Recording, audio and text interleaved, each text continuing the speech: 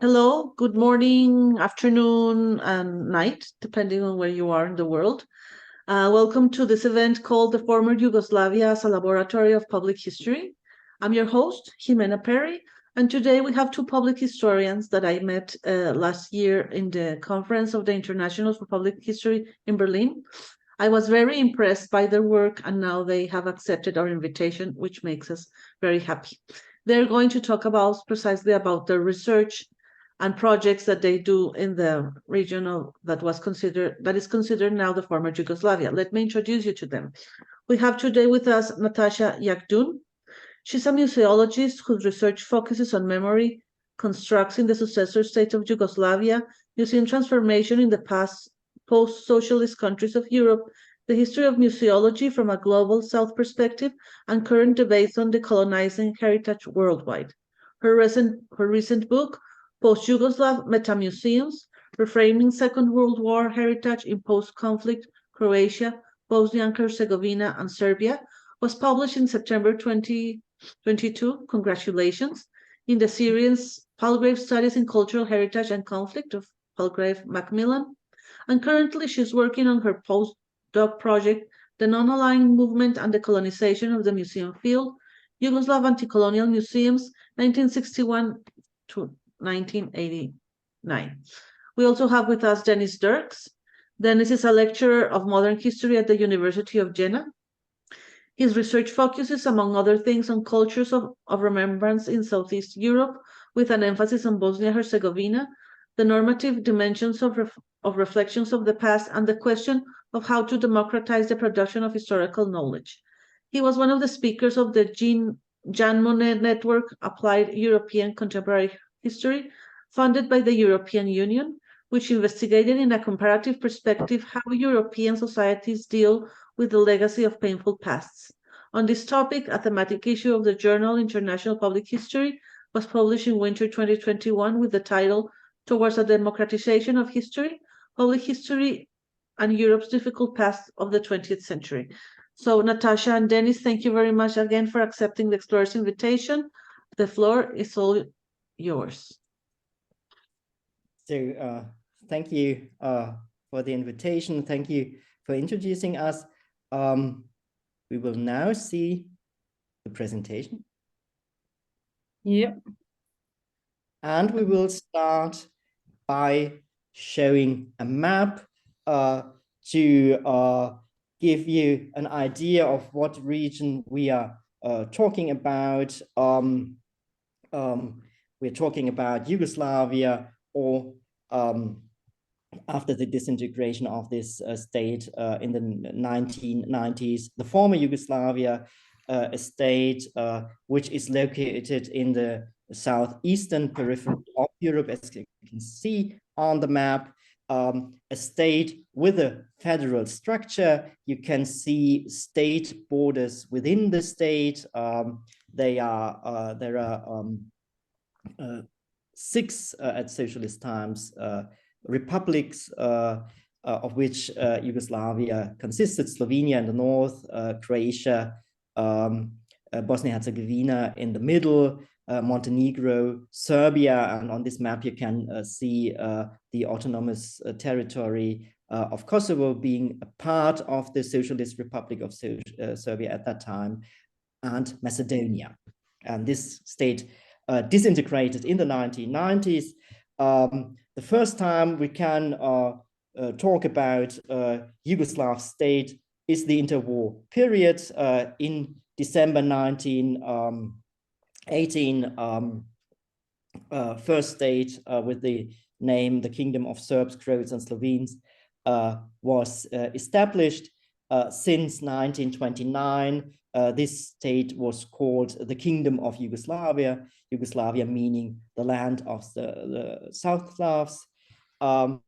Socialist Yugoslavia, the region we are talking about today, was founded during the Second World War in a situation of occupation by the Axis powers, Germany and Italy, and their regional ally, Bulgaria. And at the same time in a situation of civil war. civil war between the royalist Serbian Chetniks, the fascist Croatian Ustaše, and the communist partisans under the leadership of Josip Broz Tito. What we can see on the map here is Yugoslavia during the occupation. There in the center, we see the independent state of Croatia, which was a puppet regime of Nazi Germany, controlled by a local fascist regime. Other parts were annexed by Germany and Italy. Serbia was under German occupation, but there was some kind of local puppet regime as well. And the southern parts were annexed by Bulgaria. This is mostly Macedonia. Perhaps the next slide. Since the 19th century, there are competing nationalisms in this region, which at that time belonged to different empires, the Austro-Hungarian Empire on the one hand and the Ottoman Empire on the other hand. The most important nationalisms and ideologies we are dealing in our presentation as well today are the Serbian and the Croatian nationalism. At the same time, there was beginning in the 19th century another integration ideology, the integration ideology of Yugoslavism, which called for unity of the South Slavic peoples in the Western Balkans, focusing on Serbs, Croats, and Slovenes. Tito, the military and political leader of the partisan movement, communist partisan movement during World War II, Tito and his followers took up this Yugoslav idea, and following the Soviet model, they created a federal state. We can see this federal state on the map. Unfortunately, it's in Serbo-Croatian, not in German, but you can see each republic and its flag and the coat of arms, which is a combination of traditional national symbols from the 19th century and the iconography of communism, factories, the Red Star, and things like that. This federal state recognized Serbs, Croats, Slovenes, the traditional South nations, but also Montenegrins, Macedonians, and beginning in the 1960s, also the Bosnian Muslims. They call themselves today Bosniaks, as nations being state people in this federal socialist state.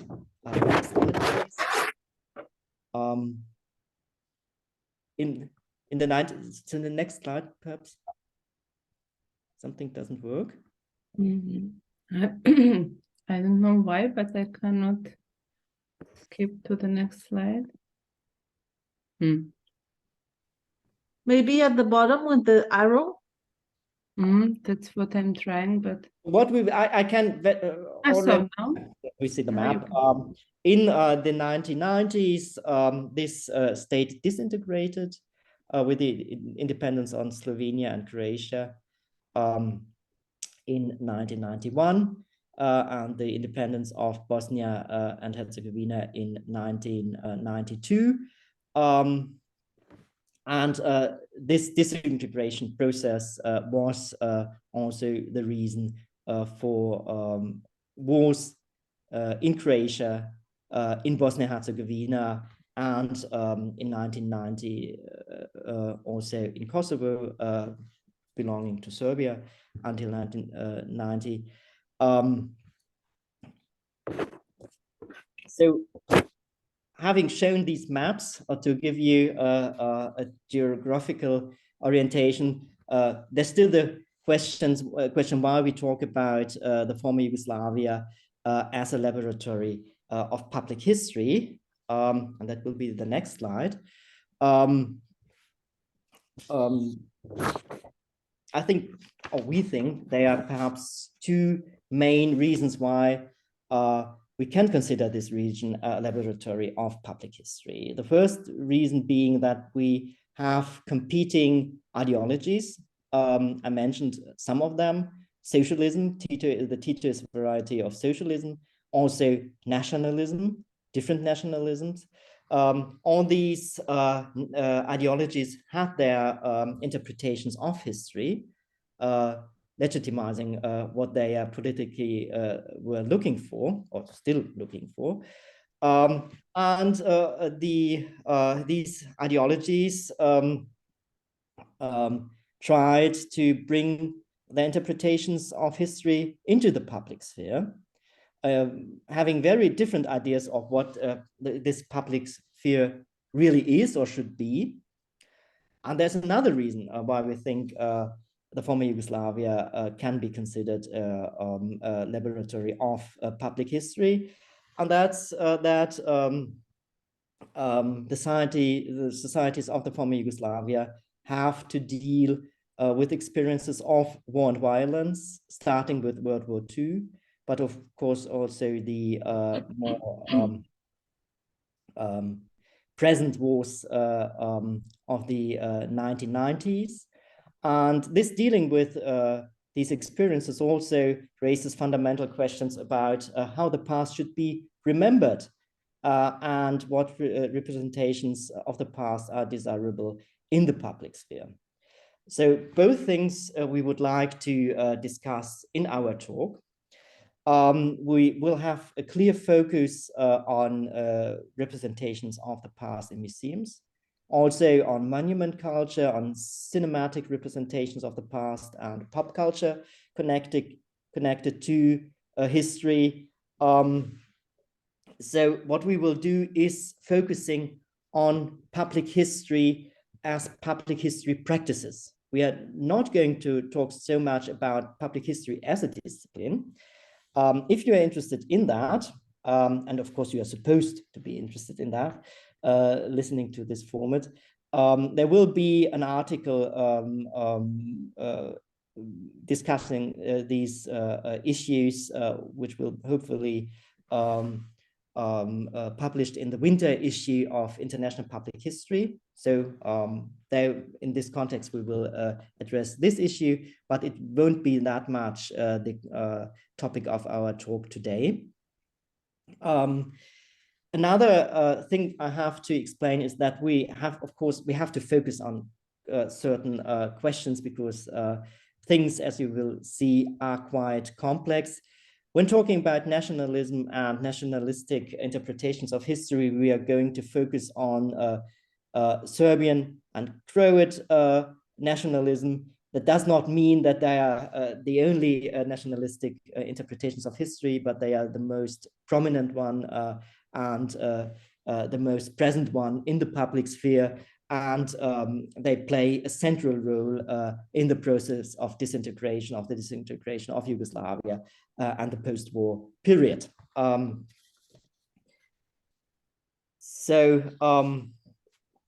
doing that, when having this focused, as I tried to explain, we would like to familiarize you with a region and public history practices in this region you are perhaps hardly or not at all aware of. And this is the very idea of this presentation, to in a very basic way to explain things, or to try to explain things at least. And in doing so, to enable and to engage a discussion on public history practices, which is really globally orientated by comparing similar issues in different parts of the world. I'm sure that this will be possible, and this is really one of our aims. And at the same time, we would like to raise awareness that public history and public history practices have to be analyzed not only in an international way, but also in a transnational way. What we will show in this presentation are a lot of examples of transnational entanglements in these practices, and we hope to contribute to a discussion also in a global way concerning these transnational dimensions of public history. Our presentation has 5 parts. The first parts focusing on socialist Yugoslavia, a 4th part focusing on the wartime period, and the last part on the post-war period. And now we will start with socialist Yugoslavia. So here I will come on the stage. So the first part of our presentation is dedicated to the period when socialist Yugoslavia was strong under the influence of Soviet Union. It means since the Second World War until the end of 50s. And I will start from the very beginning, the moment when socialist Yugoslavia was founded. As you already heard from the Dennis' brief introduction, socialist Yugoslavia was born in and through the Second World War too. Partisan way of resistance in Yugoslavia is often regarded as the most effective resistance in Europe. And as they were not only fighting for the national liberation, but also they had aim to change the state order, or in other words, to conduct a socialist revolution, they named their fight strategically People's Liberation Struggle. And here I'm speaking about the meeting of the 42 delegates of Anti-Fascist Council for the People's Liberation Struggle of Yugoslavia in 1943 in Jajce, a small city in Bosnia and Herzegovina. As you can see from the first photo, the personal cult of Josip Broz Tito, a leader of partisan movement, began at that moment. Here you can see that Antun Augusticic sculptured Josip Broz Tito's bust, particularly, especially for this occasion. Also, at that moment, the first sketch of the coat of arms was designed by Augusticic together with George Andreevich Kuhn. So at the third photo, you can see the how the Second Avenue session looked like. And this is the moment when Josip Broz Tito gave a speech. Behind of him, there is this famous portrait of Tito. And the last photo, on the last photo, you can see how that space looked like as a museum 10 years later in 1953, the Museum of Second Avenue Session, which was often called the cradle of socialist Yugoslavia, as it was located at in the authentic building at the place where Yugoslavia was born. So the fact that socialist Yugoslavia was born out of the anti-fascist struggle of all Yugoslav peoples, and this was the first time in the history, became over the time one of the main pillars of legitimization of the new state, memorialized and museolized under the motto Brotherhood and Unity. Here are 2 maps where you can see how many World War II monuments and museums were established during the socialist Yugoslavia. In these formative years of Yugoslavia, as I already said, when the country was under the strong influence of Soviet Union, sculptures and paintings were depicted which were depicting the topic of revolution, were created in the style of socialist realism. The goal of socialist realism was the illustration of communist values. So this type of art had to be understandable readable, and relevant to the workers, to the ordinary people, to masses, so to say. And that's why it has to be realistic and idealistic in the representational style. What kind of topics you can meet, you can find done in this manner are mostly idealized portraits of the national heroes, scenes from the which are depicting a partisan struggle, or paintings devoted to the image of the party's efforts during the World War II and their moral purity as leaders of the struggle. The equivalent of socialist realism in the context of museum praxis was so-called Marxist-Leninist museology. The goal of both schools of thought, both coming from Soviet Union, was the same. The ideological content must be expressed clearly. So as you can see from the example of the museum in Stolice, exhibitions were overloaded with archival material that is, so to say, textual and photo material arranged on the wall panels. So this type of museums, they look like as some kind of pop-up books, if you want to visualize it quickly. They had minimal number of original objects, as one of the most postulates of Soviet museology was that these museums had to contribute in building and constituting a socialist culture. So they had to be they were built on ideas and not necessarily on collections.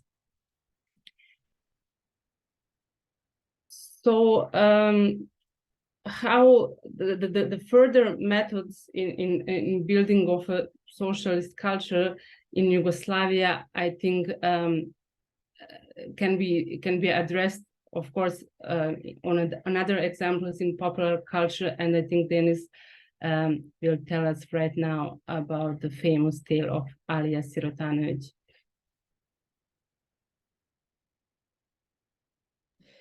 Alija Sirotanović was one of the well-known socialist heroes in Tito's Yugoslavia. So people who experienced the socialist period, I think most of them still know about him, and he has really become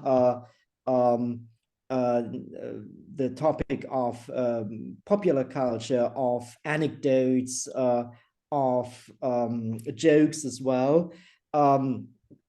Yeah, the origin of this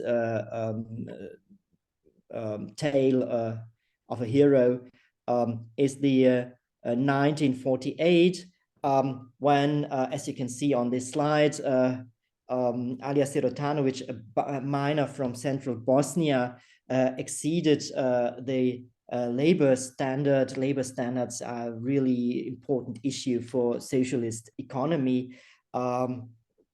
He exceeded the labor standard, and at the same time he broke a record established by a Soviet miner in 1935. So why is this an issue? A year before, it came to the final break between Stalin and Tito.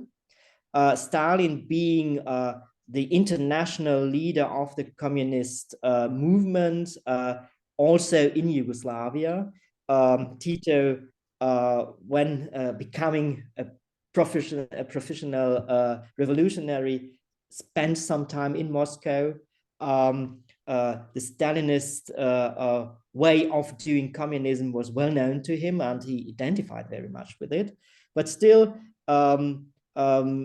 when socialism was established in Yugoslavia during wartime and in the post-war period, there was some tendency of doing it independently from the Soviet model, and this is something Stalin did not like at all. So it came to this break, and this was really a problem for socialist Yugoslavia, because internationally it got isolated between the Soviet bloc on the one hand, the Western bloc on the other hand, but also as regards ideology, it became disorientated, because people, communist people believing in the ideas of socialism or communism didn't know what to do anymore.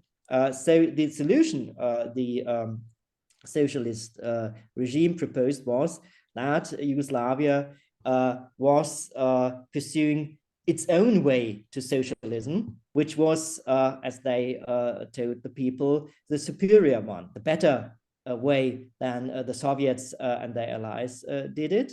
And one symbol of this should become Alija Sirotanovic, who 1 year after the break with Stalin broke the record of Stakhanov, in this way symbolically demonstrating that socialist economy in Yugoslavia was the better one, the more competitive one than in the Soviet Union.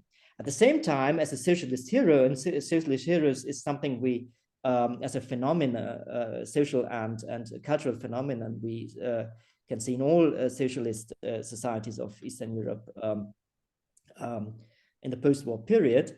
Socialist heroes are all, their task is to embody socialist values. And in this case, this was the idea of socialist progress, the idea of self-sacrifice when building a new socialist society. And there were a lot of anecdotes about him demonstrating these ideas. The most well-known, perhaps, the anecdote of after having broken the record, Tito asked him what he wanted to get as a present.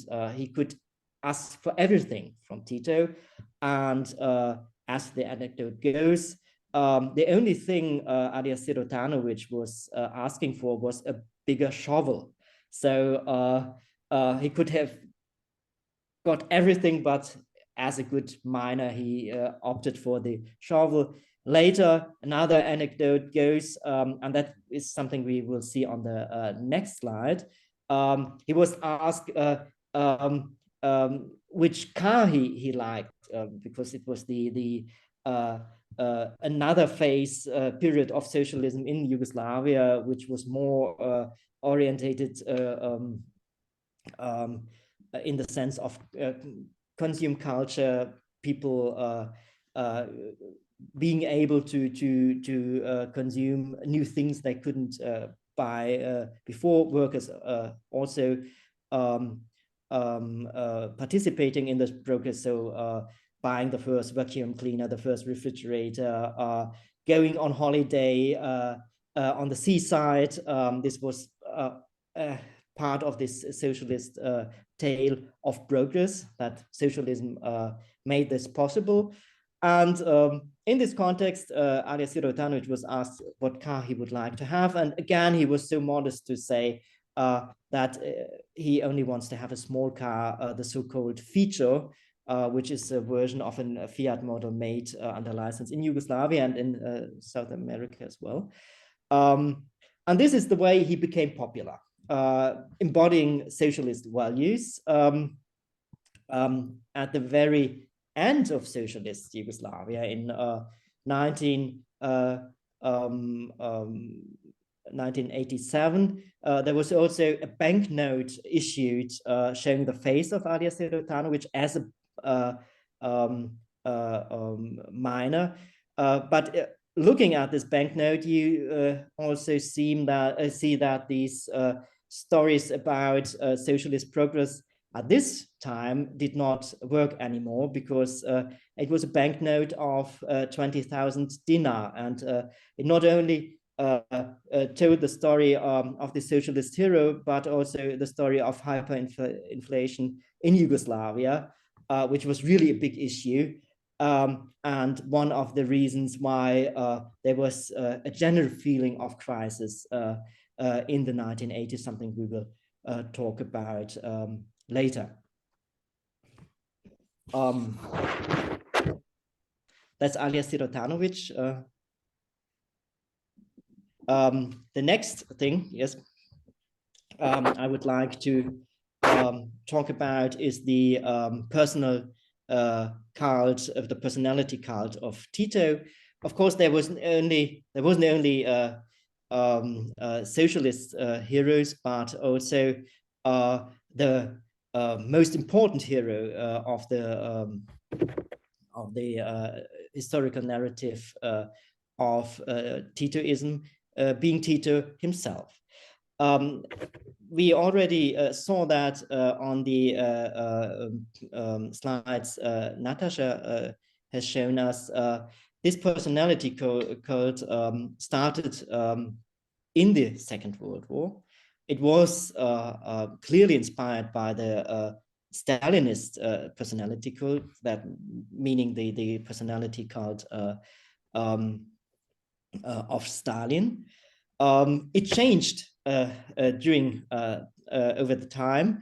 In the first phase, and we see that clearly on photographs, which played an important role in this personality called reproducing the image of Tito. In the first phase, we see, this is a portrait from 1954, Tito as a military leader. It's 9 years after the end of the Second World War. And in this way, he presents himself to the public. I think, this is my interpretation, he tries to be in some way cool, smoking a cigarette.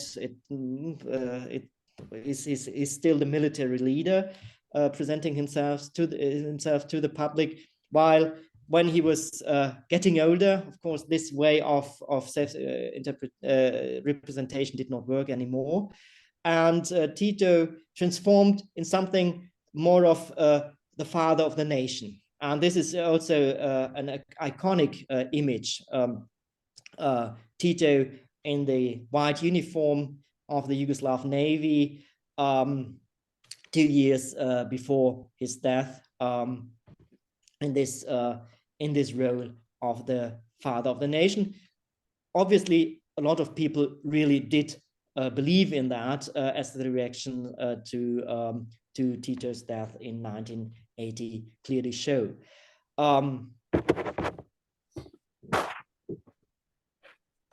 Another part of the Tito cult and in the visualization of Tito were monuments, and we see that on the next slide.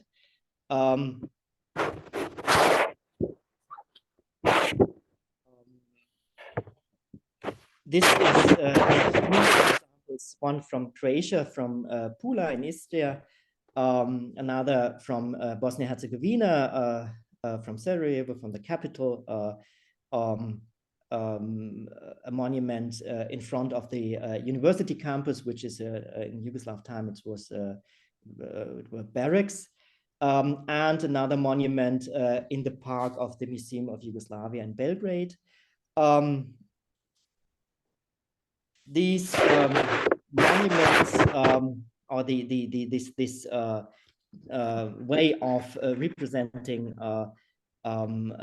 Tito in a iconographic and standardized way, also, as we could see on the slide Nataša has shown us, already began in 1943 with Anton Augustincic sculpting the first bust of Tito, and Anton Augustincic is also the author of the two monuments we see in the middle and on the right side of the slide.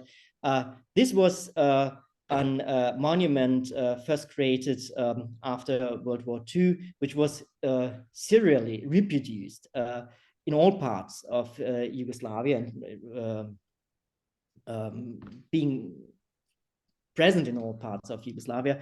We don't know the exact number of copies of this statue, but it may be about 14 copies, more or less identical, only varying in size. Only in Sarajevo, still today, there are two more or less identical statues of Tito, the one we see here, the other one in front of the Historical Museum of Bosnia and Herzegovina.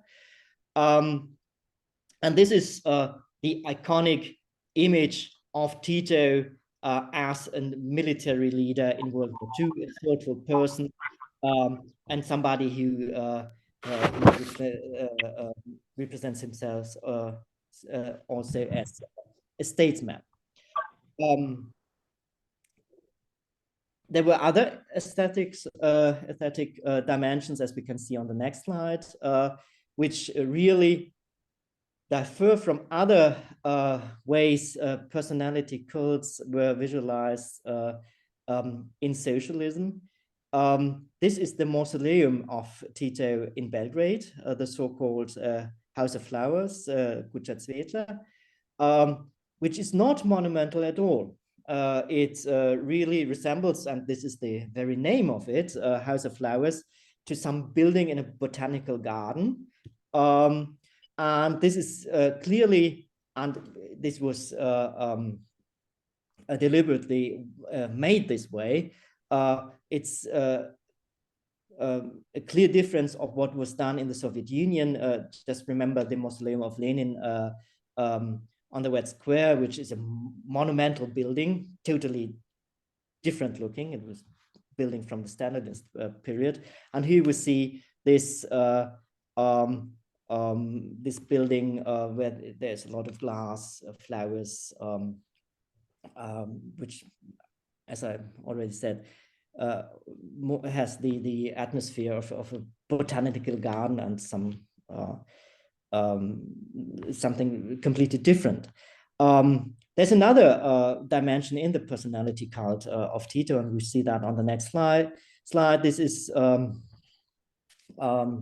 the so-called Day of Youth, the Dan Mladosti, the official birthday of Tito on May the 25th. His real birthday, if I'm not mistaken, was May the 7th. And this was staged in a more, one might say, more a traditional socialist way, being a mass event at a stadium in Belgrade, accompanied by the presentation of a rally which was carried throughout the whole of Yugoslavia and then presented by a young person. We see that on the left side. We see Tito as the marshal of the leader of the country, of the nation. Other elements we can see from these pictures as well. It was mass event. There was music played in the 17th. This is these are pictures from 1979. The music played was, of course, these were propaganda songs, but they had a little bit of a pop touch of the 70s. At the same time, there were performances of folklore, which was thought to be typical of the Yugoslav people. There were weapons displayed, as we can see. So it is the idea of a militant society which can defend itself. And we see some example of these batons presented to Tito, which are now part of the collection of the Museum of Yugoslavia. So,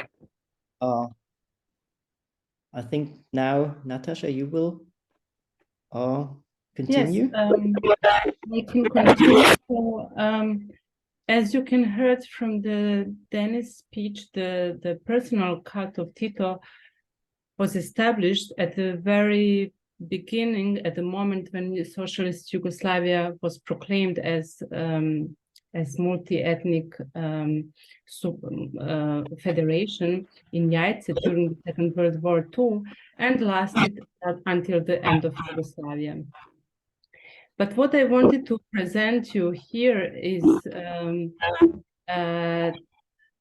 I try to illustrate this. I try to create this graphic in order to illustrate the ranking of historical events, or in other words, I wanted to show you which historical events and topics, persons as well, were musealized in which period of Yugoslavia, in order, of course, to reflect Yugoslav internal and foreign politics in that moment.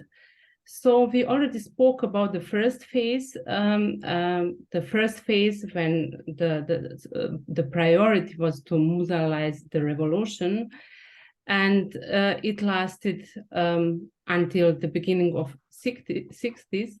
And now I want to tell you something about the second and the third phase. And this is the period when Yugoslavia turned slowly, after the breakup with Soviet Union, after Tito's no to Stalin, Yugoslavia slowly turned toward the West, and then also since 60s, also toward the so to say global South. So socialist modernism appeared as reflection and the product of the Yugoslavia's efforts to create its own third way, neither West nor East geopolitical position. Socialist modernism was characterized by its abstract forms, using abstract forms, or better to say, from the aesthetical point of view, speaking about that Yugoslavia tried to communicate its non-aligned position, the socialist modernism as an artistic style combined the both types of modernism from the East and from the West. These abstract forms had goal not to represent the past, but rather they were symbols of the hope in a better future. Also monuments on the sites of execution and concentration camps were sculptured in the same manner. In the period of 60s and 70s, also ambiental installations were created especially for memorial World War II museums, and they were created by most distinguished artists at the time. So here you can see some sculptures and paintings from Nandor Glid, Petar Lubarda, Otto Logo. What is maybe or for sure very, very important to add here, and it is important for understanding the Yugoslav conflict, and we will speak about it later, that this kind of representation, this kind choosing abstract forms as way to speak about the struggle, as well as about the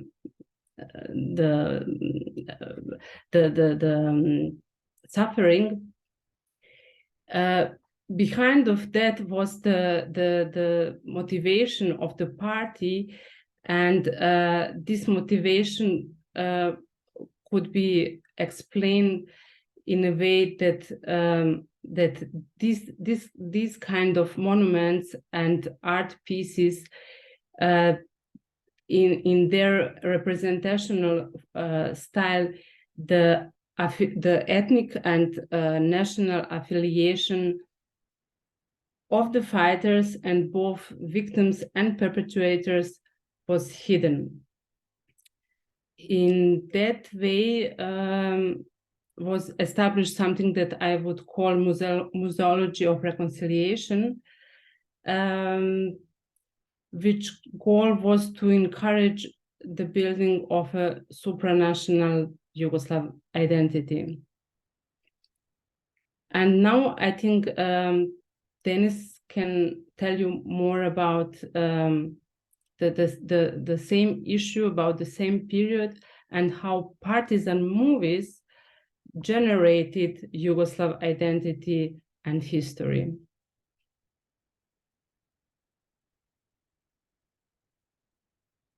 So we don't hear.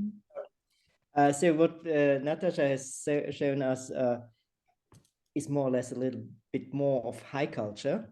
The thing I'm going to, or the topic I'm going to talk about now is everyday culture, as it was experienced by a lot of people. We already talked about that. The 1960s in various ways meant a change of life, as a change of everyday culture in socialist Yugoslavia, not only in socialist Yugoslavia, but in other socialist societies and in Western societies as well, because this is the beginning of mass consume culture, of new forms of leisure culture after the new phase of the post-war period, where people were able to consume new things, to participate in new forms of everyday culture. And one very important part of it is cinema and the movies. Here I will talk about two examples. Partisan films. Partisan films are older than the late 1960s. Producing them started in the post-war period immediately. There is a clear black and white picture in these partisan movies showing the communist partisans as the heroes. But these were films addressing a local audience in the first way. They were produced in Yugoslavia. The actors were from different parts of Yugoslavia. But in the late 1960s, something changes. And this is something we address here as a Hollywoodization of partisan films, because partisan films only partly, became international productions presenting actors from abroad. First example, and a very prominent one, is the partisan movement, the Battle of Neretva, Bitka na Neretvi, from 1969. And you can see on one of the posters here, we have an international cast, including Yul Brynner, Sergei Bondarchuk from the Soviet Union, Kurt Jürgens from Germany, Hardy Krüger from Germany, Franco Nero from Italy, and also Orson Welles. We can see him on the second poster. He plays a sinister Chetnik personality. This clearly aimed at creating a new image of Yugoslavia as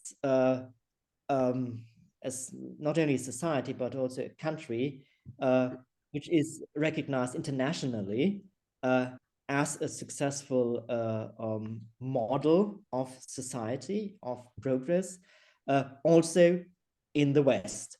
And the story of self-liberation during the Second World War, being an ally not only of the Soviet Union, but of the Western allies as well, was an important part of it. The film was promoted, it was a Yugoslav Italian-German co-production, was also promoted by a film poster made by Pablo Picasso. So it was really, they were really aiming at the big names. We can see that on this slide as well. You see the title in different languages. First, this is an autograph by Picasso, La Bataille de Neretva, en film de Veljko Bulalic, and then we have the Serbo-Croatian, the Italian, Russian, and German versions, and so on.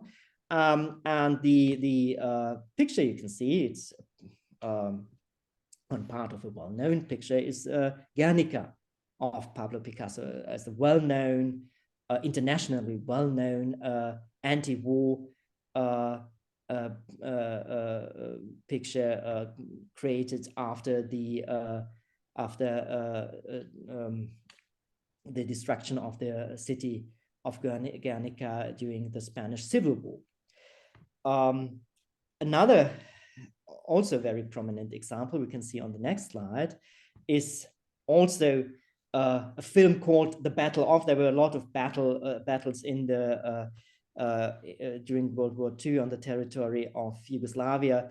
School children had to learn that by heart. Also the different military operations. This was part of the educational canon of socialist Yugoslavia. This is another battle, the Battle of Sutjeska, a film from 1973. And in this film, Richard Burton, one of the most prominent Hollywood stars at the time, plays Tito. And this was really an event, and it was staged that way. When the film was produced, Richard Burton and his then wife, Elizabeth Taylor, traveled to Yugoslavia.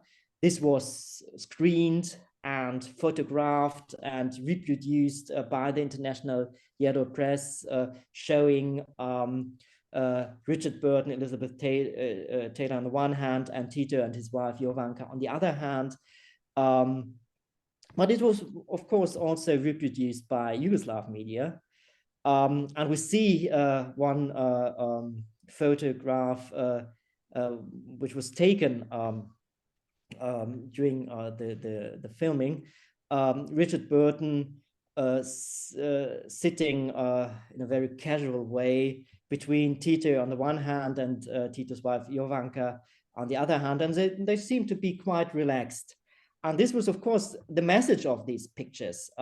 This is a new way of staging oneself, staging Yugoslavia, representing Yugoslavia in the 1960s and 1970s, a new lifestyle, which was appreciated by a lot of people. Biographical, autobiographical, or biographical interviews tell us about this, that in 1960s and 1970s, by a lot of people were experienced as some kind of golden age, knowing what happened before and after. And these Hollywoodized films were an important part of it, of this effort of getting internationally recognized as being important, also being quite a small country. And another part of it was the non-aligned movement, and Nataša will tell us about that now. Yes, as it was the case with the production of Hollywood movies, museolization of non-aligned movement aimed to get Yugoslavia for the first time out of its semi-peripheral position. So in 1961, the non-aligned movement was formally established in Belgrade. Here you can see the photo from the first conference, the first summit, which was held in Belgrade. And From the perspective of art and culture, the non-aligned movement served as platform from which the demands for ontological and epistemological decolonialization of institutions of culture, formulated direct from the experience of the colonial wound, were placed in the global scene. So Yugoslav Committee for Foreign Cultural Relations initiated, as this map is illustrating it, and supported the organization of more than 100 exhibitions where the artists from non-aligned member states took a part. So between 1960s and the end of the 90s, Yugoslavia was very active and also was one of the countries which were having a managerial role at the movement, and was very active toward the institutionalization of the non-alignment as idea. So there are two anti-colonial non-aligned museums which were established in Yugoslavia. They were taught as symbols of the link between the cultural ideas of decolonialization on one side and non-alignment on another. So Museum African Art was established in 1977 as first European anti-colonial museum. So at the opening of the museum, and here I have one quote, the Belgrade mayor at the time stated, "This museum, both as a collection and projected activity, frees us from inherited Eurocentric and ethnocentric views and cultural prejudice and strides, inspiring a deeper and wider viewing of culture, history, and man." The second institution was the Gallery of Art of the Non-Aligned Countries, which was established in 1981. So this was the first and only one museum-like cultural institution which was established by the non-aligned movement. It was located in Titograd, today Podgorica, so in Montenegro, one of the Yugoslav republics, and 55 member states of non-aligned movement donated over 750 art objects.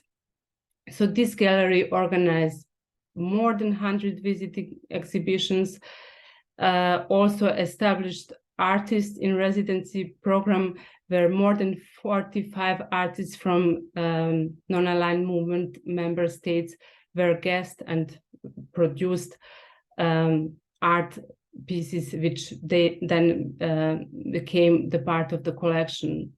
Also art pieces which were part of the collection of the gallery were exhibiting regularly at the summits of non-aligned movement. So just to get an impression, this is the states which were represented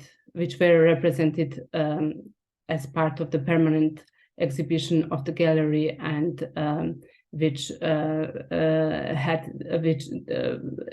sent their art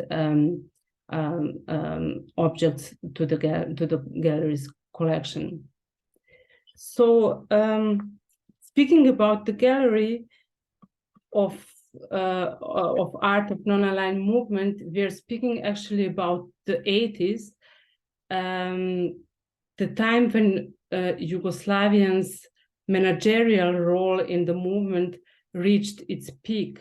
But at the same time, at the beginning of the 80s, but more in the mid of the 80s, the deconstruction of the Yugoslav foundational myth began. And now I think Dennis will tell us something.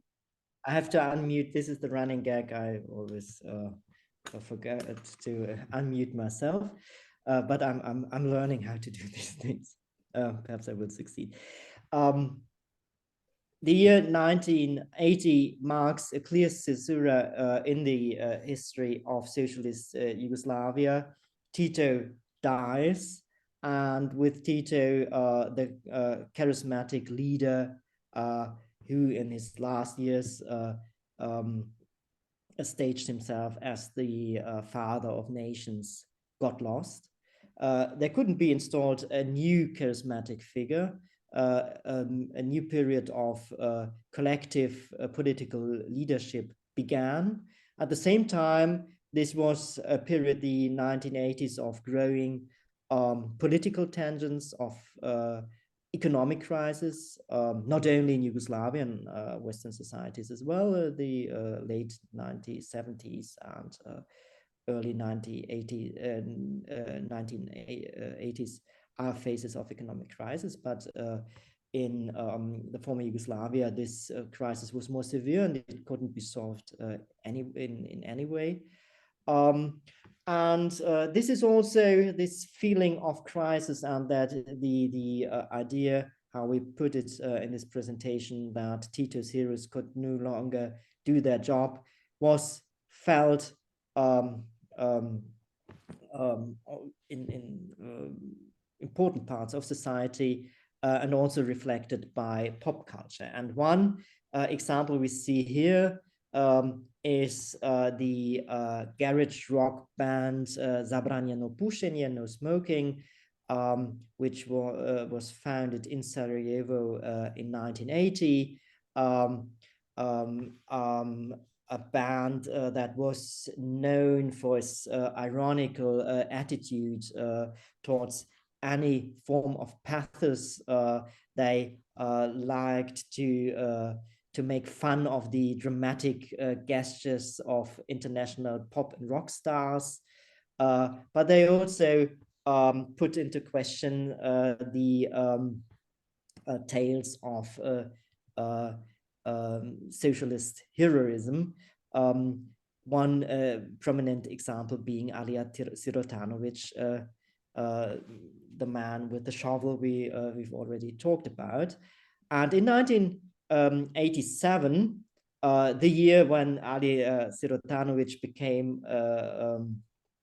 got his place on the banknote, the band Zabranjeno pušenje released a new album called Pozdrav iz zemlje Safari, Greetings from the Land of Safari, and this album included a song called in the English translation, Heart, Hands and Shovel. Shovel rings a bell. The main character of this song is called Avdia, which is a Muslim name like Alia. This is still a phase of political censorship, Yugoslavia being a dictatorship. So they didn't dare to call the person Alia, but everyone listening to this song understood the message. And we will see on the next slide some excerpts from this song in English translation, saying, our fatherland has given birth to thousands and thousands of heroes. One of these heroes is my neighbor Avdia. One day on October 23rd, this is a fictitious date, the golden badge of the shock worker shone on his chest. Avdia will long remember that autumn afternoon. But however, times change, new times came. Somehow Avdia got lost. We have all forgotten him. We have enough excavators. Only sometimes on May Day, the elementary school principal invites him to brighten up the celebration and to tell anecdotes and heroic stories.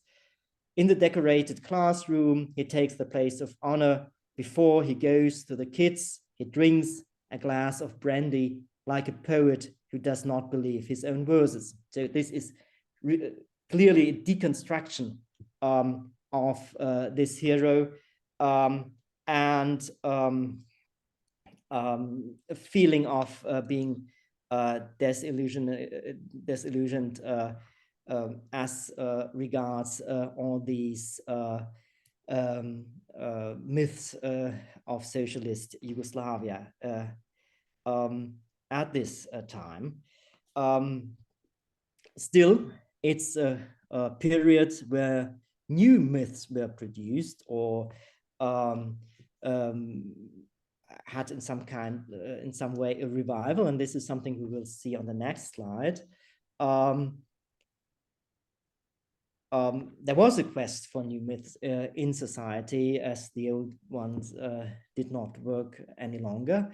And one example is the issue of medieval history.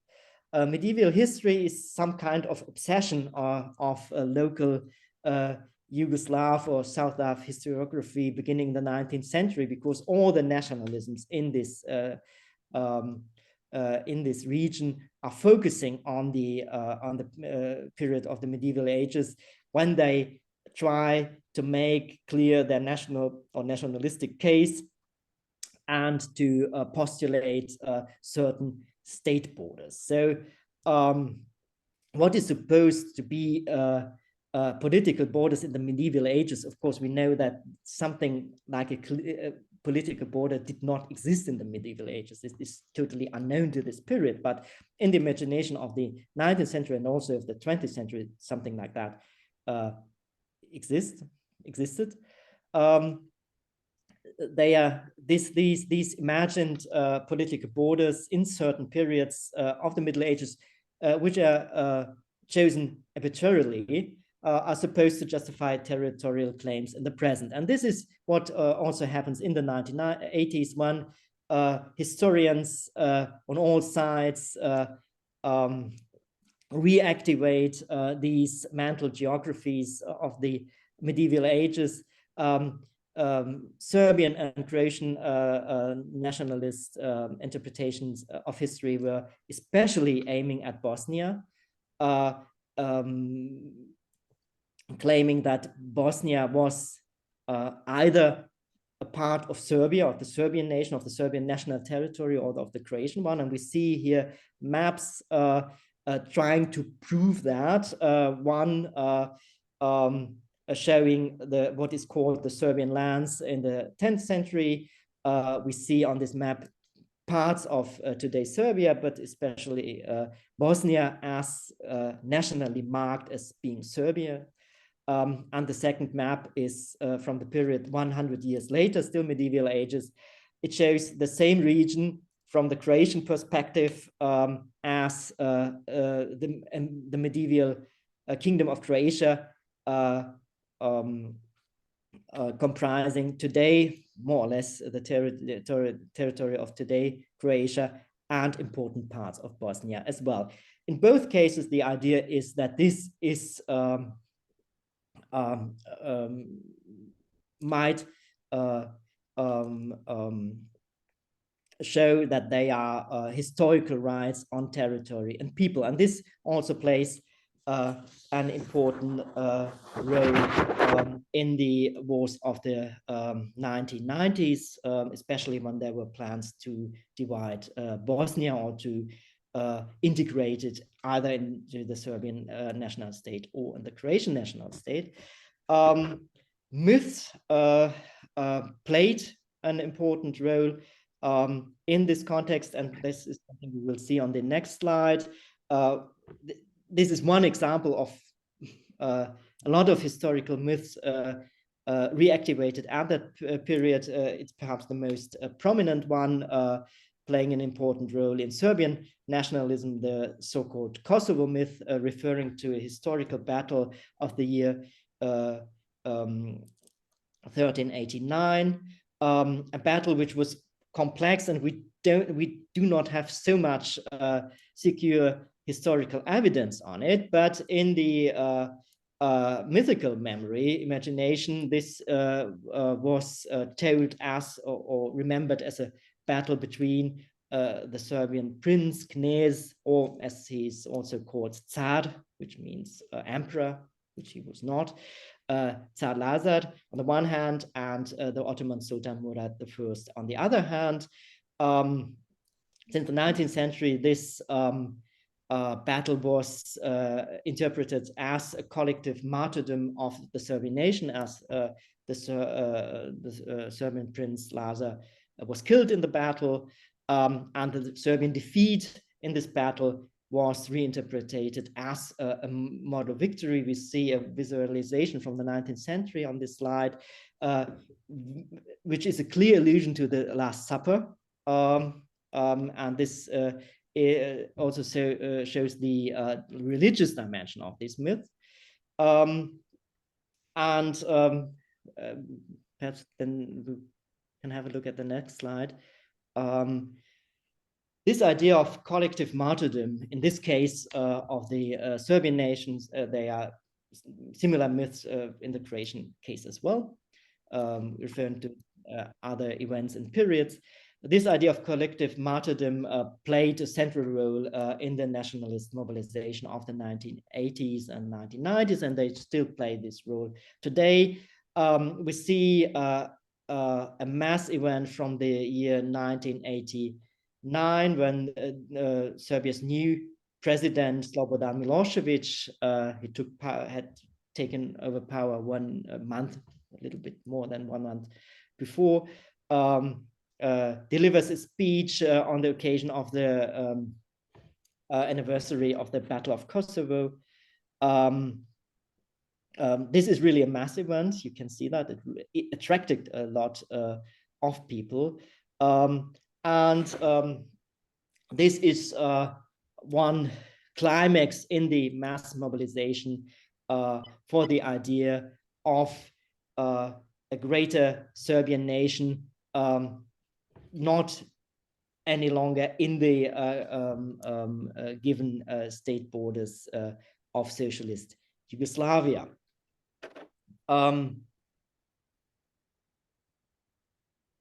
Another important role in this context of nationalist reinterpretation was the reinterpretation, a revisionist reinterpretation of the history of World War II. And this is something Nataša will now tell us something about. Yes, I would like to follow up on what Dennis just said. I mean, this particular event when Serbia's President Slobodan Milosevic spoke on the occasion of the 500th anniversary of the Battle of Kosovo is very often referred in the literature as beginning of the end, so to say. And now what I also want to add, that behind the reinterpretation and instrumentalization of medieval history, also political instrumentalization of the Ustaša regime's killing of Serbs during the Second World War formed the source and model of ethno-national remembrance in Serbia.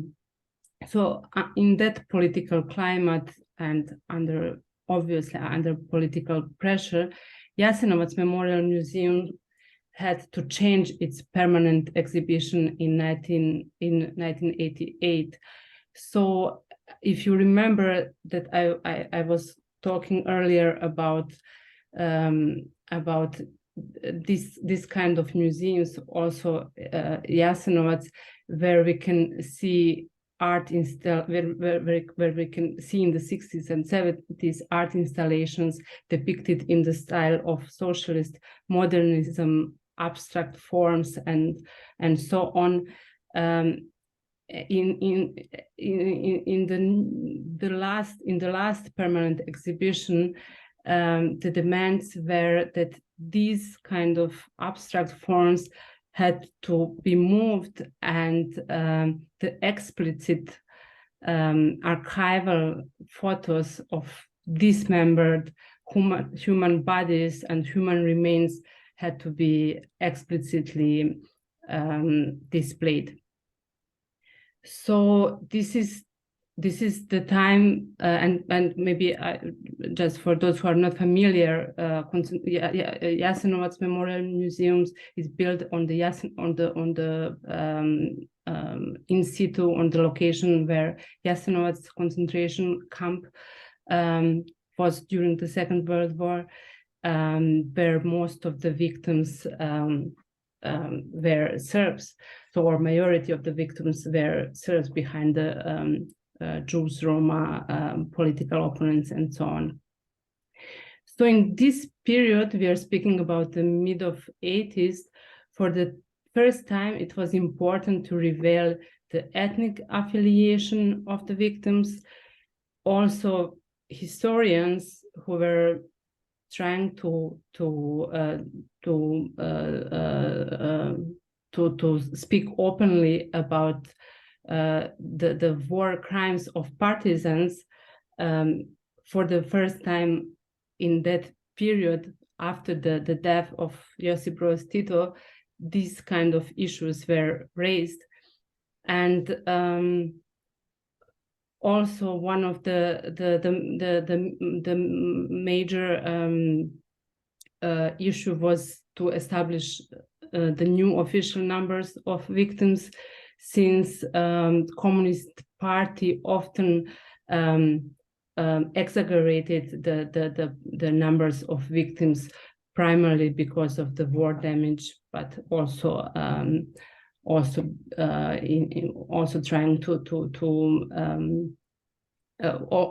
by building the whole myth around the partisan struggle.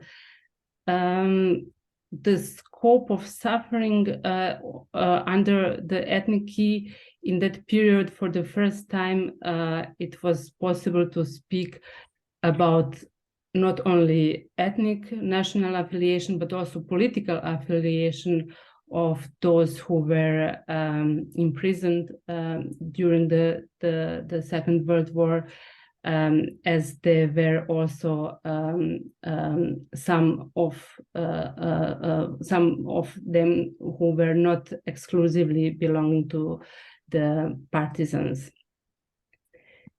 And here we come to the period of the wars. So what I wanted to underline is that historical revision, but also especially here historical revisionism, both led up to and resulted from the breakup of Yugoslavia. This map illustrates the Yugoslav wars, a series of separated but related ethnic conflicts.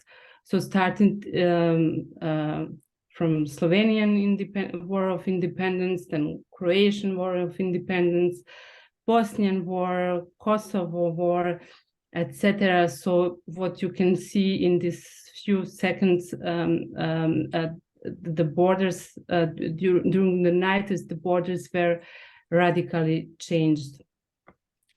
And now we are coming to the time of wars, and Dennis will talk to you about also some kind of symbolic reenactments of World War II, which were performed during the wars in 90s. Yes, so the wars of the 1990s were again a period of extreme violence. And as social science and cultural studies dealing with violence tell us, violence has always the dimension of communication, doing atrocities, mass atrocities, always is supposed or is aiming at sending a message. And for these messages, we need symbols that they can be understood. And the repertoire of symbols in the post-Yugoslav wars was heavily drawn from World War II. And World War II, we already mentioned that, was this very complicated confrontation between Serbian Chetniks, Croatian Ustaše, and the communist partisans on the local level, involving also the German Wehrmacht and the Italian army. At the beginning, this was both the Chetniks and the Tito partisans were fighting the German and Italian occupation forces. When the communist partisans became stronger, both the Chetniks, Ustaše, from the very beginning allies of Germany, also the Chetniks collaborated with the German Wehrmacht, and there was even collaboration between Serbian Chetniks and Croatian Ustaše, as we can see on these pictures. And we can also see what Chetniks in the Second World War looked like. The Chetnik movement is older.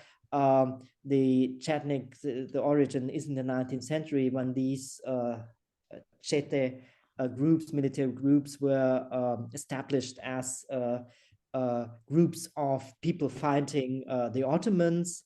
And this aesthetic of the Chetniks, which was, and Ustaše, which was in the whole time of socialist Yugoslavia, at least in some way present in the partisan movements, it was reactivated by important protagonists and less important protagonists of the war, as we can see on the next slide. We can see, I don't know, can we see something? Sorry. Thank you. The Chetnik flag in Kirilica, saying "For King and Fatherland, freedom or death." We see a leading nationalist Serbian politician wearing the Chetnik cap during the war, Vojislav Šešelj. Another Serbian warlord, Željko Ražnatović, called Akan, wearing a fantasy uniform,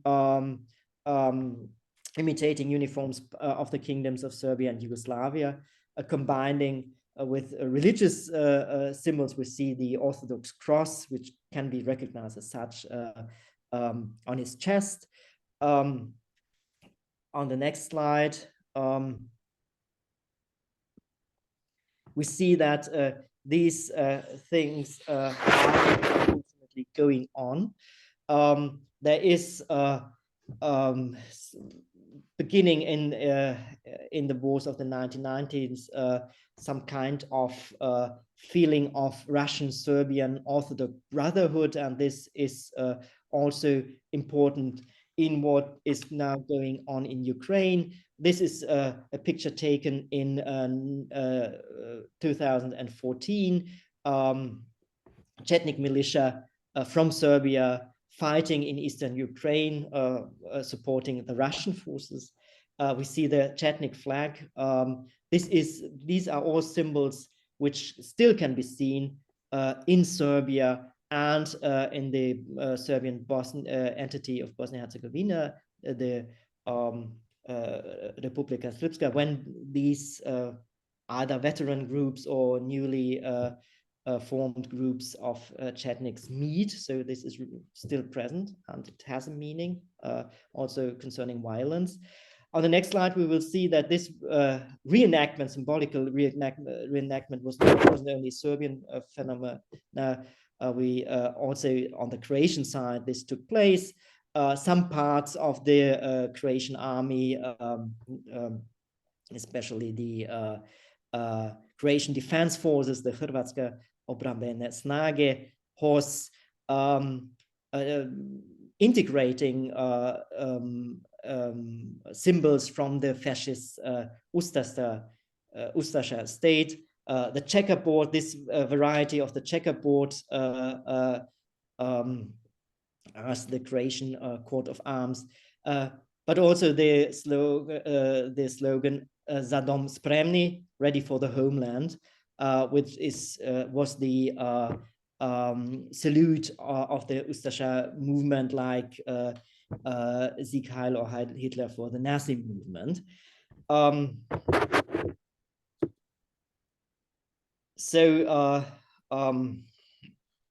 This, by doing so, the Second World War was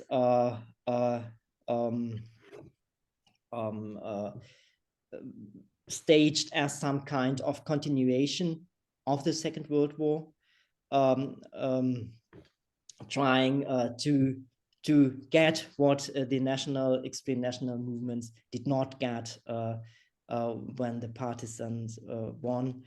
And this, in the first place, did a lot of damage to people dying in these wars or being traumatized, but also it did a lot of damage to cultural institutions, and this is something Nataša will now focus on. Yes, in such political climate, which Dennis perfectly explained, memorial museums dedicated to partisan struggle and revolution became war targets. So this map I created in order to illustrate in which exactly places the so-called memory wars were conducted. This is, of course, not the map which is illustrating which memorial museums were demolished during the wars.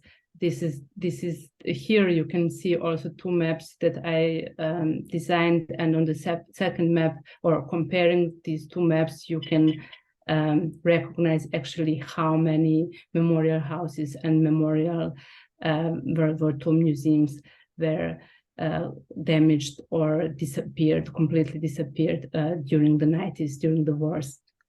And in order to describe this phenomena, there are many different terms that I listed here. Here are listed some which you can often find in the literature in order to describe the systematic destruction of heritage museums, destruction of cities, and also destruction of libraries and books, which are belonging to certain ethnic group as part of the strategy of ethnic cleanings. So I will not go further in details. Also, we are running out of time, but here is one famous example, and this is the monument dedicated to the victory of peoples of Slavonia. In the period it was built, this was the largest postmodern sculpture in the world. So imagine also how it was difficult to destroy it, but this famous monument was shelled in February 1992 by the Croatian army. This is another example of the Memorial House Brotherhood and Unity, which is still not renovated. This is the example of the Museum of Second Organization, and in the middle you can see that actually complete exhibition was destroyed. Some of those some of destroyed exhibits became a testimony to the broken link between the community and memory in peacetime. And here you can see the example of the art piece, which is nowadays exhibited at the Historical Museum of Bosnia and Herzegovina in Sarajevo. And maybe only to add here, this museum nowadays has permanent exhibition which is dedicated to the siege of Sarajevo. And for those who are not familiar, the capital of Bosnia and Herzegovina, Sarajevo, was besieged by the army of Republika Srpska for 1,425 days, and this is the longest siege of capital city in the history of the modern warfares. And we are coming to the post-war period, and I think we will try to be very short and brief, as we would like also to get some questions from you.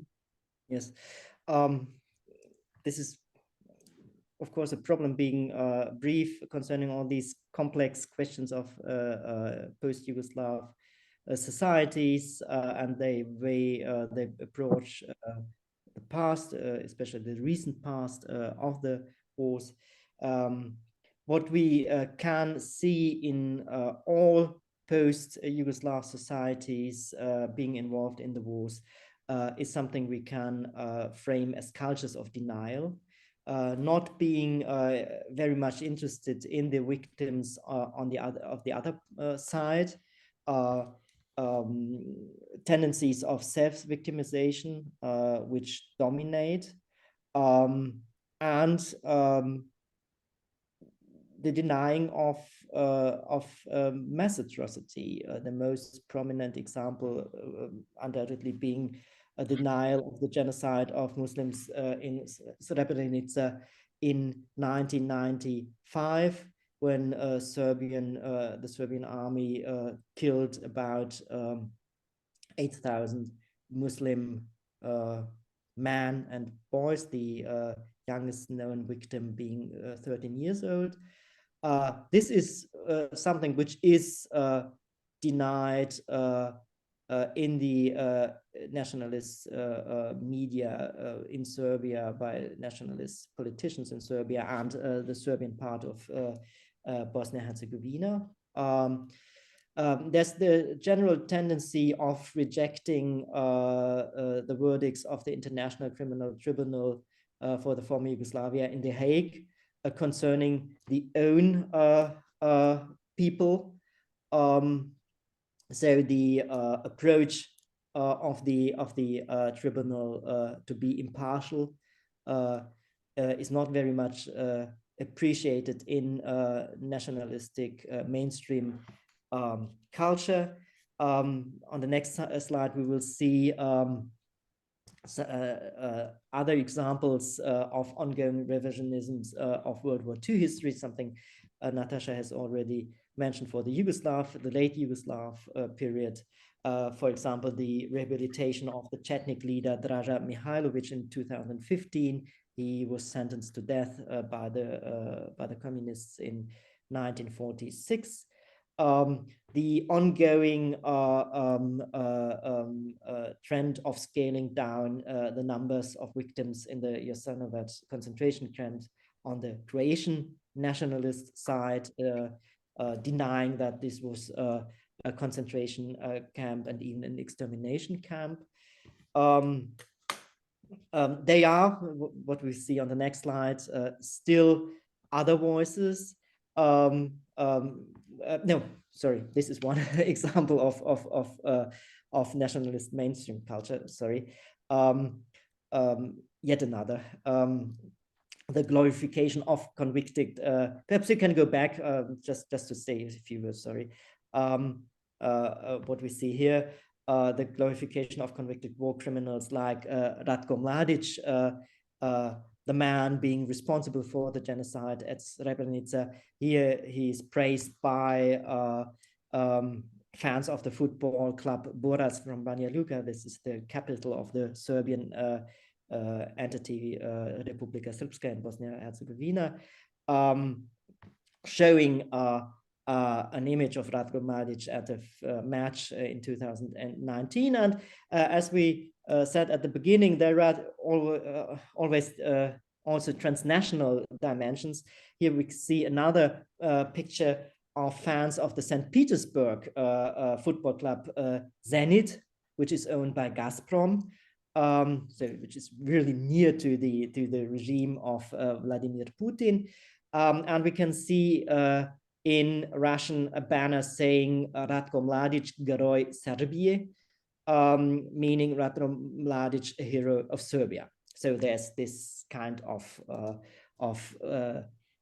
extreme right-wing solidarity between Russia and Serbia, which also plays a role in the ongoing conflicts in Ukraine, I've already mentioned. So the next slide still shows that we have to do with plural societies, complex societies. Of course, there is some kind of nationalist mainstream we can see in all successor states of the former Yugoslavia. Still, there are other voices, and they are often articulated by NGOs aiming at another completely different way of remembering the wars, an inclusive way of victim commemoration. In this context, the concept of public history plays a role, and they are sometimes explicitly referring to this concept, trying to be democratic, inclusive, and not only focusing on the own group of victims. But this is the one hand, the NGOs, the other, and that will be the last example from my side, is what is done in popular culture. And this is a really recent example from the year 2022. We see that on the next slide. A biopic bringing back Kevin Spacey to the public sphere after the ban in Hollywood or generally in the Western film industry for well-known reasons. Last year, he made a biopic produced in, or he took part in a biopic produced in Croatia. For those interested, there's a link to the official trailer. We don't have time to watch it now. He plays Franjo Tuđman in this biopic. You see both of them on the picture, the shadow of Tuđman, the first president of independent Croatia and wartime president of independent group of Croatia in the 90s, and Kevin Spacey. There is no similarity whatsoever between both of them, and which is even worse, he's reciting the speeches of Franjo Tuđman in this biopic. There's no similarity of the way they speak. Franjo Tuđman was a notably bad speaker, but Kevin Spacey does it in a way of artificial pathos, which is really strange, especially if you understand both. But which is even worse is the way, the context in which this film was produced and in which it was promoted. We can see that on the next slide. There was one interview. This is another picture from the movie. We don't need that now. Perhaps the next slide. We don't have so much time, so you can watch that again. The presentation. There was, of course, criticism of this biopic for two reasons, and both in Croatia and on an international level. On the one hand, because of the way Franjo Tuđman is represented in this film, there's no mentioning whatsoever of the responsibility for ethnic cleansing, which was clearly established by the International Tribunal in The Hague. The responsibility of Franjo Tuđman for ethnic cleansing during the post-Yugoslav wars, especially in Bosnia, but also in Croatia and Dalmatia. And the problematic role the director of this film played, Jakov Setra, who is not his first film he produced. In 2016, he produced a documentary with the title Jasenovac Istina, Jasenovac the Truth, which argues with falsified sources. He really, in a very primitive way, falsified documents in order to show that Jasenovac was no concentration camp, that there was no extermination of Serbs, Roma, and Jews taking place at this site. And on the contrary, it was an extermination camp run by the partisans, which is complete nonsense, but he articulates this view in the film. So this is the director of the film, and Kevin Spacey works with. And on the next slide, we will see how the movie was promoted, also in a very problematic way. There was only one interview given by Kevin Spacey, and this was for the Croatian magazine Hrvatski tjednik, which is an extreme right-wing publication. We see two covers from 2017, 2016. The one from 2016 being more funny perhaps than dangerous, showing Tito as a vampire and having the title Tito as a psychopath, executioner, satanist, which is perhaps some people believe that really, but it's so much exaggerated that it's funny. The other one perhaps is a little bit more serious. It shows the chairman of one of the veterans organizations from the Croatian War, Marko Skejo, and the caption reads, I've translated that, "Our enemies in Croatia will die out. The greeting for the homeland ready," remember that's Zadom Spremni, the fascist salute, "will remain forever in the hearts of the Croats." And he really said that, "My mustache is my pride." And looking at him, he looks like, for me, at least like a bad impersonation of Charlie Chaplin in The Great Dictator, but he means that seriously, obviously. And this is the context the film was promoted, and perhaps somebody might think that this was in 2016 or 2017.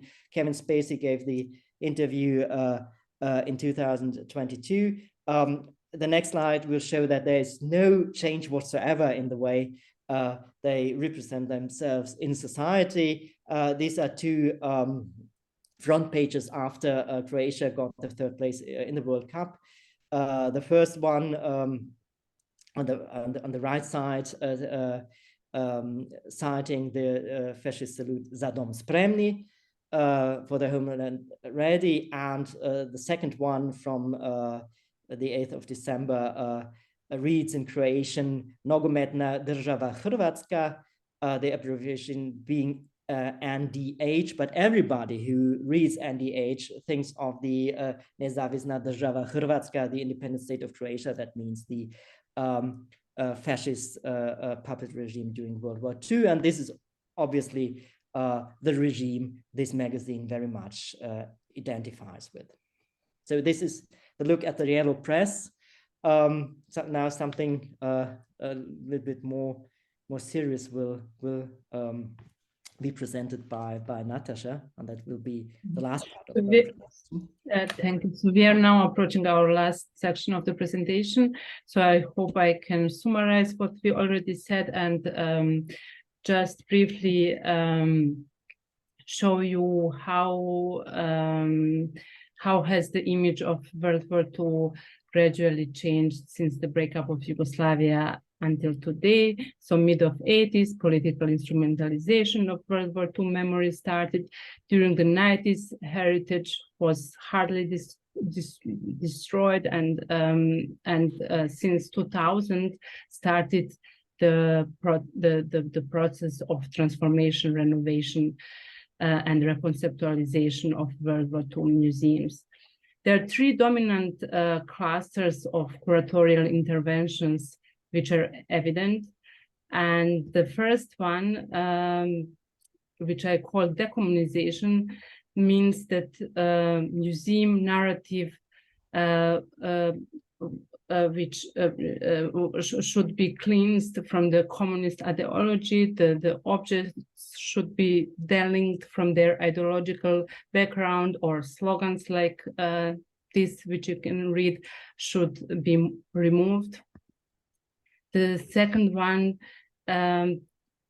strategy that I named Creating Continuity means that exhibitions dedicated to the wars of the 90s have been installed alongside the World War II exhibitions. So you can see parallelly at the same museum, two exhibitions dedicated to two different wars, but done in the same manner. So the exhibition dedicated to the last war in Bosnia and Herzegovina is discursively and visually, so to say, replica of the Yugoslav museological praxis.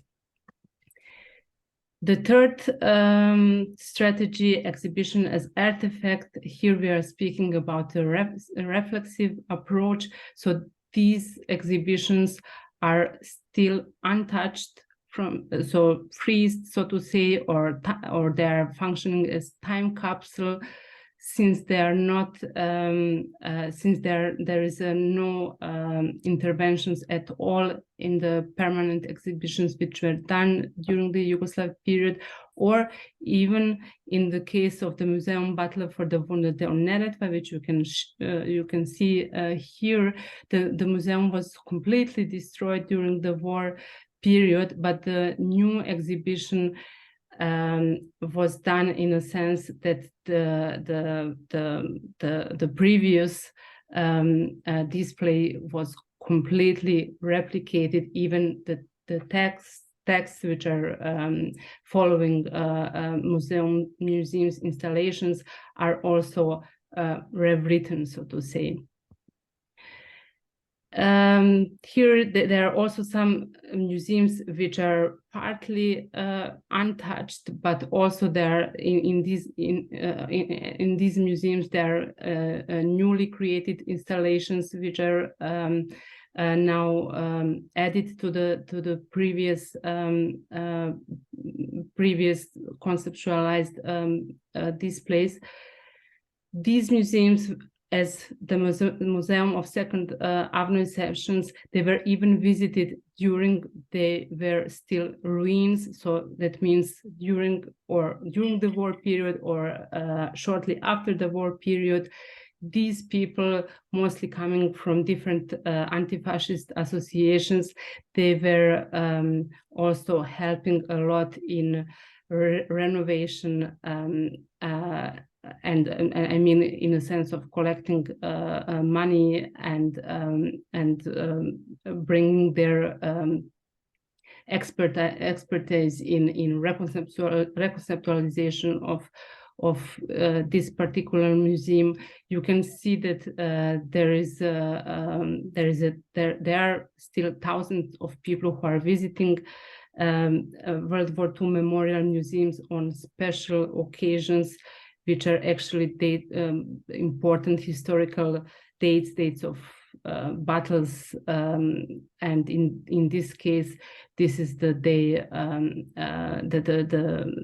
29th of November, the day which was celebrated as a Republic Day in Yugoslavia, the date which on which Yugoslavia was founded, as I told you at the beginning of the presentation. And you can notice that these special type of visitors are coming to the museum dressed as partisans and doing some kind of reenactments, and in that sense reproducing commemorative scripts from Yugoslav period. So if you ask yourself for which reasons this museum reform is so slow, there is a lot of complex reasons, but some of the main reasons are that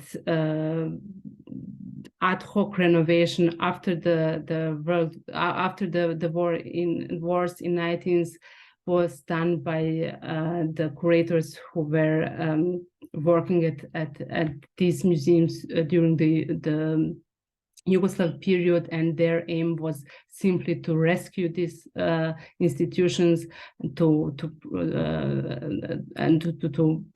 kind of provide the status in the newly established national states, then there is, until now, there is no national framework for memorial politics, and also there is a evident lack of a museological vision in choosing how to communicate transnational heritage of the Second World War.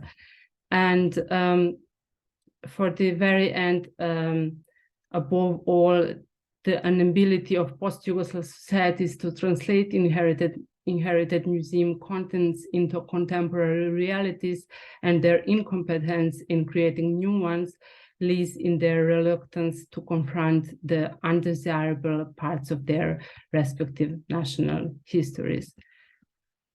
And here I will stop. I can recommend, if you are interested in the transformation of the Second World War heritage in post-conflict Croatia, Bosnia and Herzegovina, and Serbia, you can find my book, which is published last year. And I want to thank you for your attention, and sorry that we spoke a bit longer than it was planned, and we will be very happy to answer your questions if there is still time for it. Thank you very much, Nataša and Dennis. Yes, we have a few minutes, but before that, I just want to thank you for the presentation. It was really interesting. We have a question from Paula, and I have questions, but I'm not going to ask them. I'm just going to leave them as comments or reflections, but I want to give the opportunity to Paula to, so I'm going to read it for her. Nataša, you partially answered it in the last part of your presentation, but if you could go a little bit in detail, I'm going to, so she wants to know if both of you think today's approaches in museums and public spaces are very different in each country from the former Yugoslavia today, and if there is something being discussed or researched of this point by public history, through a lens of public history. So if you want to add something, as I mentioned, Nataša answered a little bit in the last part of the presentation, but if you have something else to add to make that point clear for Paula, it would be appreciated. Do you want Dennis to say something? You're muted, Dennis. We don't hear you. Sorry. I think you're the specialist on this topic. I think it's really a question for you. So if I understood it rightly, so the question was if you want to add something to make it clearly how... No, she wants to know if the approaches in museum and public spaces are very different, the former Yugoslavia, from today. You answered partially with the last part of your presentation, but perhaps you can go in a little bit more detail. And also she wants to know what kind of research is being done related to that topic today through a lens of public history. Yeah, the musealization of Second World War II in Yugoslavia, comparing to musealization or remusealization of the Second World War II in post-Yugoslav period, is of course radically different. What is the main difference, I would say, is in context of Serbia.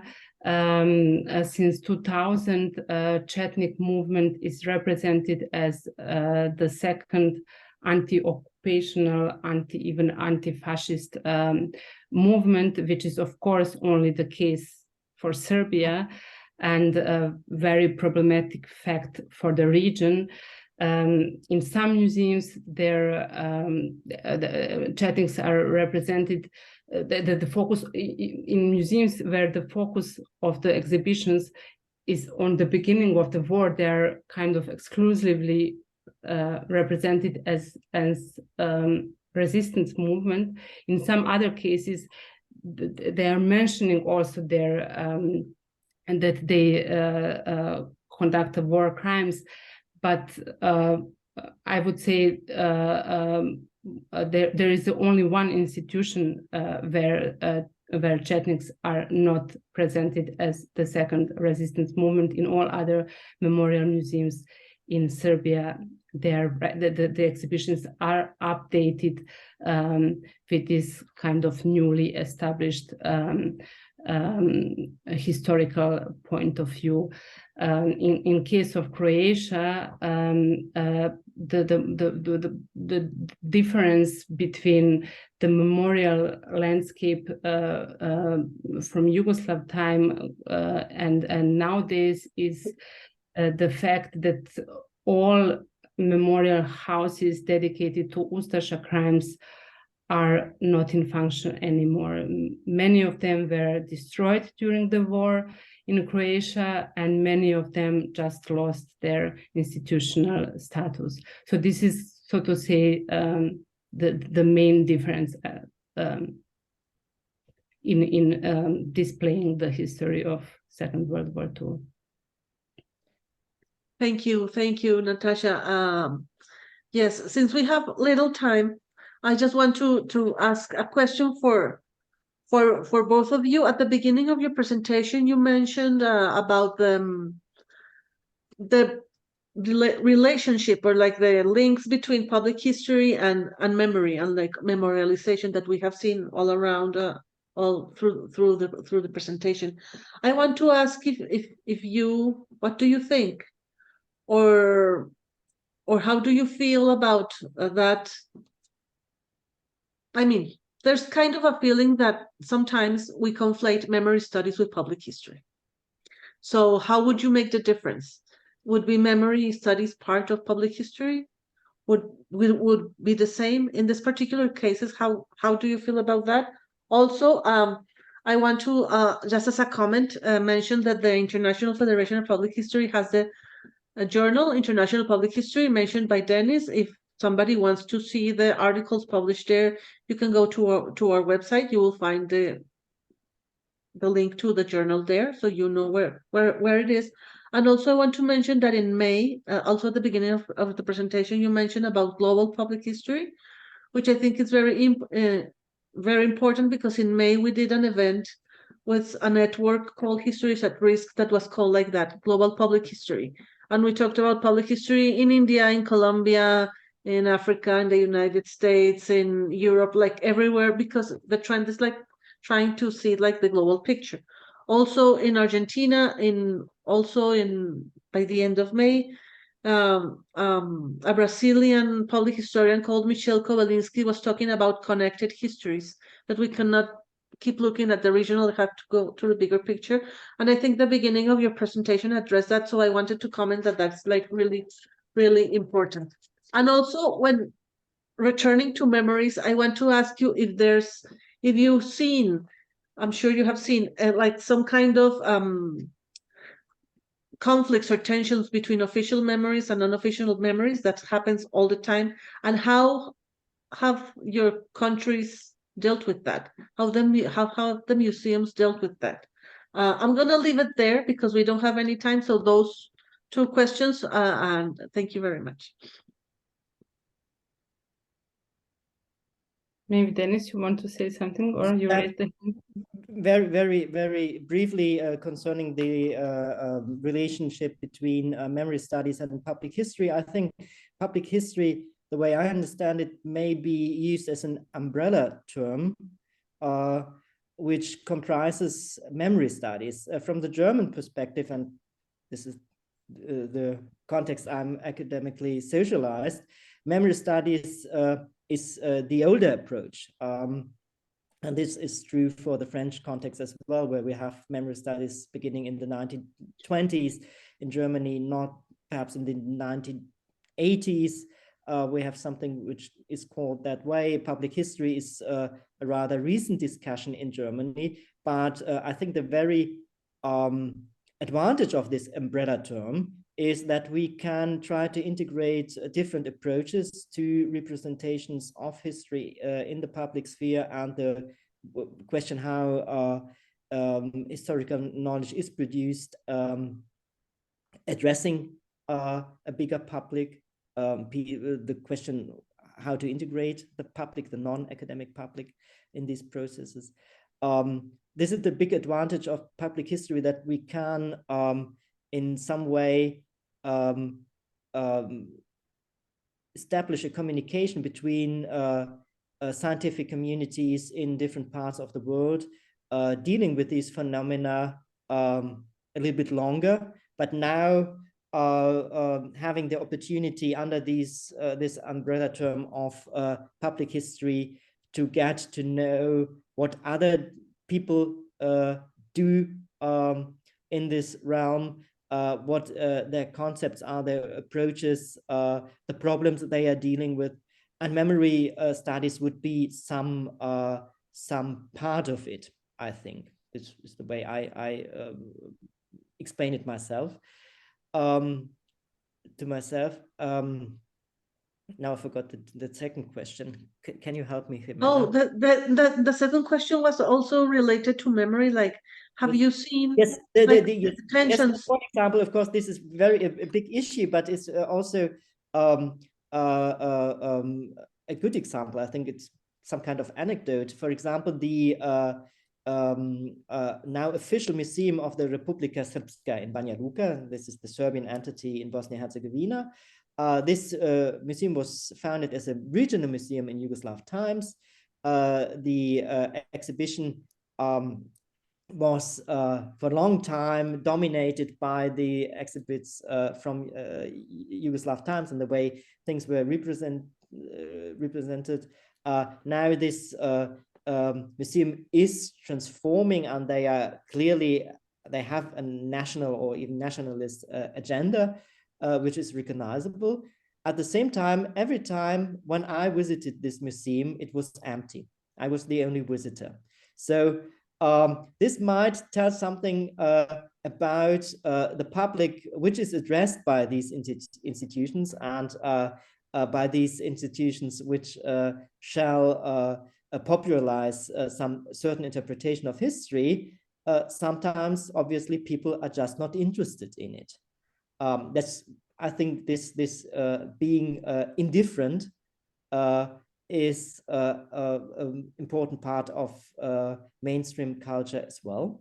We haven't mentioned that in our presentation. That was a blind spot. So thank you for this question.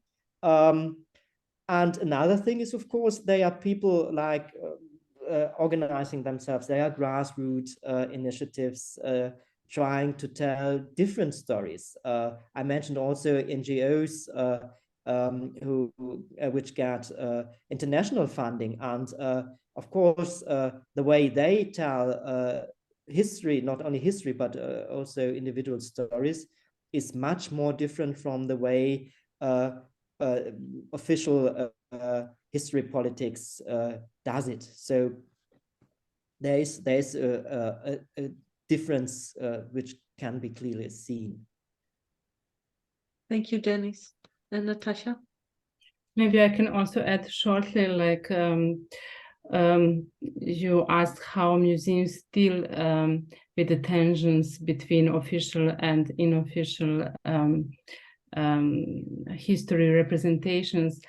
So I already mentioned that most of World War II museums are nowadays intact or keeping intact exhibitions which were conceptualized in Yugoslav period.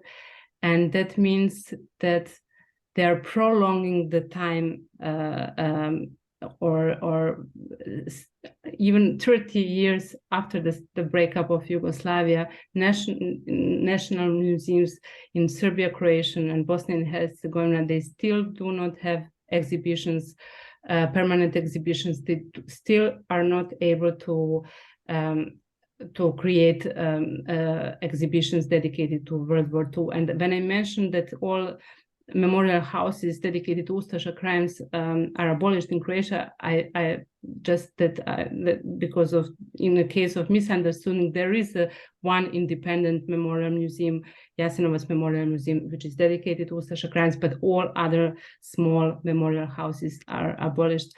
But what I wanted to say, so this is the period which I call transitional metamuseology. Metamuseology because of those, because most of the museums are, so to say, time capsule museums, and there are other museums or a small number of museums where in that time capsule exhibition our curators intervened with newly created sections, mainly with the purpose to give an honor to victims.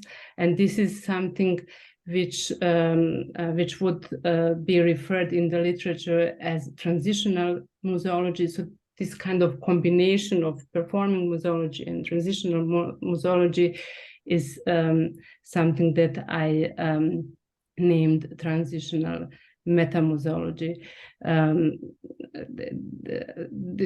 So how they deal with the tensions, they're just kind of still like 3 decades after the breakup of Yugoslavia. I think institutions are not able to find solutions for these kind of tensions. And what is also important to say that actually politics of memory on both World War II and the wars in the 90s in each successor states of Yugoslavia does not include remembrance of one's own history of injustice and crimes. And in that political climate, the status of museums is very uncertain, and the integrity of curatorial profession is threatened.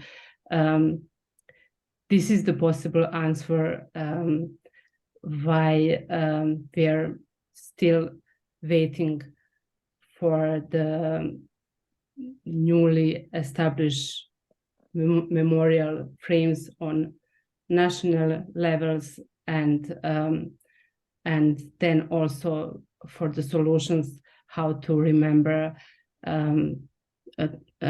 transnational, how to represent the transnational heritage of World War II, and generally how to remember First and Second Yugoslavia. Thank you, Nataša. Thank you, Dennis. Thank you, Paula, for being here. We are a little bit over time, but I want to thank you for your presentation. It was really enriching and engaging, and I'm sure our viewers are going to like it a lot. If you have any final remarks, this would be the time before saying goodbye, and I would like to invite you to our next explorers, who's going to be on July 5. It's going to be about an experience of a podcast in Argentina in a region called Jujuy. So if you have any final remarks, this is the moment. I just want to thank also to both of you, and to you, Jimena, for organizing this, and for Dennis to joining me in this tour, on this tour, and of course Paula for listening and posting questions. I really enjoyed to and was very happy to be able to speak on topics which are very close to my heart. Dennis? So thank you very much from my side as well. It was really nice. It was a nice experience. It took a little bit longer, but things are complex. So thank you for your patience and for the possibility of presenting and sharing our thoughts on public history, and sharing some experiences from the former Yugoslavia. This is really a great format and a great opportunity. So thank you very much. So on behalf of the International Federation for Public History, I thank you again, and the video will be posted very, very soon. Thank you so much. Thank you. Bye. Bye-bye.